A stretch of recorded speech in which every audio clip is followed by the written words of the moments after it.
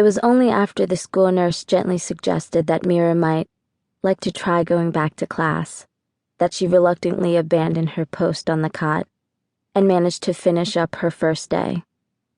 4 more periods before she was able to get on the bus, claim a seat by the window, and stare out at this route that she would be following from now on, twice a day, 5 days a week. She counted the blocks home as they passed by the window. Nothing had ever seemed so far away. The bus let her off at the bottom of her driveway, its double doors shushing shut behind her.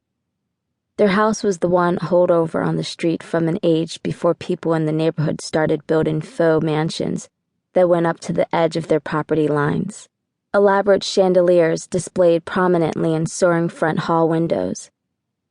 Mira's family's house looked like a refugee from 1920s Savannah, with a decorative wicker rocking chair on a wraparound porch. Her mother thought this gave it charm. Mira thought it looked lonely, like it had outlived its friends. She took a deep breath in an attempt to cleanse herself of this day and tried to think of something positive to report to her mother. Her mother was into positivity. It had never been Mira's strong point. She would not mention the nurse's office. Let her mom believe that she had made it through the day upright.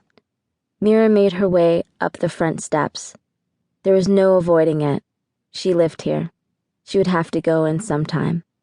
"Mira? Is that you?" Her mom called when the front door banged shut behind her. "Yeah." Mira made her way back to the computer alcove by the kitchen, where her mom could usually be found these days. 14 months ago, the law firm she had worked at for the past decade decided to let her go, rather than make her partner. Unfortunately, this was the same firm Mira's father worked at, and he was a partner. After she was let go, Mira's mother sued the firm for gender discrimination, and since then, the topic of work, a thing her parents had always shared, as if the firm had been a third party in their marriage, was avoided at all costs. Today her mom had on sweatpants and a t-shirt declaring that she had completed some 5K run, as if to prove that she had once been a person who spent all her time doing 5K runs and not growing pale in pajamas in front of a computer screen.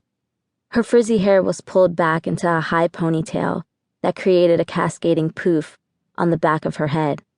She called this her Jufro.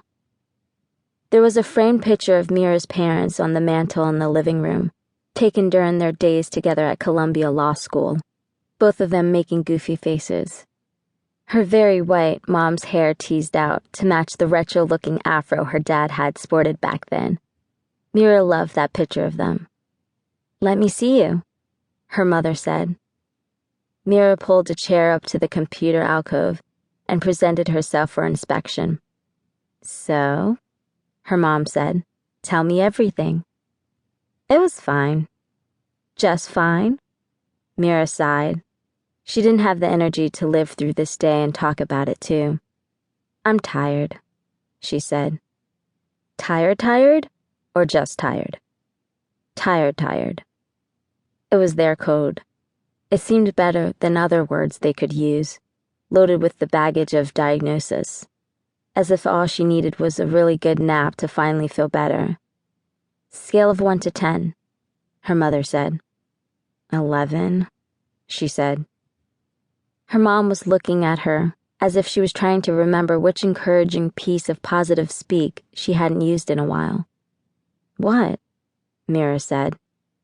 11 means we need to go see Kelly." "No, Mom, please. I'm following the diet. She's just gonna make me choke down those awful horse vitamins." Kelly was the holistic nutritionist her mom had started taking Mira to when she had asked to go off her medication last spring.